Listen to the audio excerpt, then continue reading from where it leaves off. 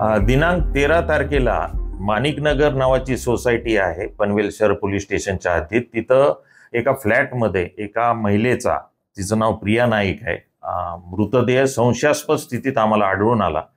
मग त्या प्रकरणात आम्ही अकस्मात मृत्यू दाखल केला. दुसऱ्या दिवशी जेव्हा तिच्या मृतदेहाचं शवविच्छेदन करण्यात आलं तेव्हा असं निदर्शनास आलं की कोणीतरी तिचा गळा आवळून खून केलेला होता. त्यामुळे आम्ही सदर प्रकरणात 14 तारखेलाच खुनाचा गुन्हा दाखल केला. गुन्ह्याचं गांभीर्य ओळखून याचा तपास आम्ही पनवेल शहर पोलीस स्टेशनचे वरिष्ठ पोलीस निरीक्षक ठाकरे साहेबांकडे दिला. त्यांनी गुन्ह्याचा सखोल तपास केला, तांत्रिक विश्लेषण केलं, साक्षीदारांकडे विचारपूस केली. त्यावरून असं निष्पन्न झालं की ही जी महिला आहे, तिची मुलगी प्रणाली नाईक, हिने तिचे जे साथीदार आहे 2 विवेक पाटील आणि विशाल पांडे यांच्यासह आईच्या खुनाचा कट रचला.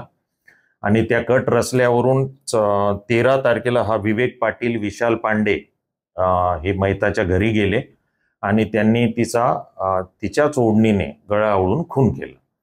मग या प्रकरणात या तिन्ही आरोपींना अटक करण्यात आलेली आहे आणि आज रोजी कोर्टात जेव्हा आपण सादर केलं तेव्हा पुढील तपासासाठी 23 सप्टेंबर पर्यंतची पोलीस कस्टडी रिमांड माननीय न्यायालयाने मंजूर केली. आतापर्यंत झालेल्या तपासात असं दिसून येतं की ही जी प्रणाली नाईक नावाची आरोपी आहे, तिचे तिच्या आईसोबत वाद व्हायचे.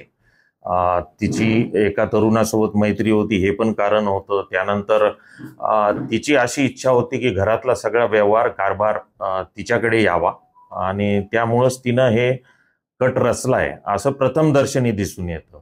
तरी पण आता पोलीस कस्टडी रिमांडमध्ये आणखी काही उद्देश होता का याबाबत आम्ही सखोल तपास करणार आहोत. प्रत्यक्ष सहभाग काही होता का यामध्ये?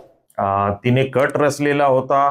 या दोघांना तिनेच सांगितलं होतं की खून करायचा आहे आणि त्या बदल्यात तिने काही पैसे सुद्धा कबूल केलेले होते.